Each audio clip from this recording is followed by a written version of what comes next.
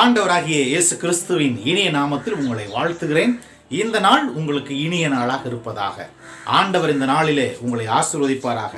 நீதிமொழிகளின் புஸ்தகம் 10ஆம் அதிகாரம் 27வது வார்த்தை இப்படி சொல்லுகிறது: கர்த்தருக்கு பயப்படுதல் ஆயுசு நாட்களை பெருக பண்ணும், துன்மார்க்குடைய வருஷங்களோ குறுகி போம். கர்த்தருக்கு பயப்படுதல் ஆயுசு நாட்களை பெருக பண்ணும். கர்த்தருக்கு பயப்படுகிறதான ஒவ்வொரு ஜனங்களுக்கும் தேவன் ஆயுசு நாட்களை பெருக பண்ணுகிறவர். பிரியமானவர்களே, நாம் என்னதான் முயற்சி செய்தாலும் தேவனுடைய அனுக்கிரகமும் கிருபையும் இருக்குமானால் நம்முடைய ஆயுசு நாட்களை தேவன் பெருக பண்ணுகிறார். ஏன் இந்த நாளிலே கொரோனா என்கிற வியாதியில் எத்தனை லட்சக்கணக்கான ஜனங்கள் மடிந்து கொண்டிருக்கிறார்கள்.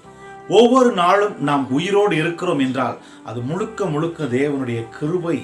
ஒவ்வொரு நாளையும் நான் பார்க்கும் பொழுது நிச்சயமாகவே இந்த நாளிலே நாம் உயிரோடு இருக்கிறோம், கர்த்தருக்கு ஸ்தோத்திரம் என்று சொல்லக்கூடிய காலத்தில் நாம் வாழ்ந்து கொண்டிருக்கிறோம்.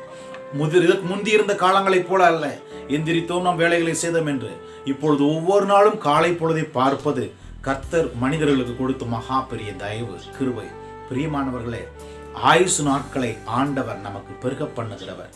அவருக்கு பயந்து நடக்கும் பொழுது, தேவனுக்கு பயந்து உண்மையாய் ஒழுக்கமாய் அவருடைய பாதையில நாம் நடந்து சென்றோமானால் ஆண்டவர் நமக்கு ஆயுசு நாட்களை பெருக பண்ணுகிறவர்.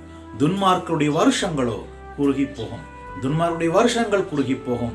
நீதிமான்களுடைய வருஷங்களை கர்த்தர் பெருக பண்ணி ஆசீர்வதிக்கிறவர். இந்த நாளிலே தேவன் உங்களை ஆசீர்வதிப்பாராக. உங்கள் ஆயுசு நாளை தேவன் கூட்டி கொடுப்பார், உங்களை பெருக பண்ணுவார். ஜெபிப்போமா?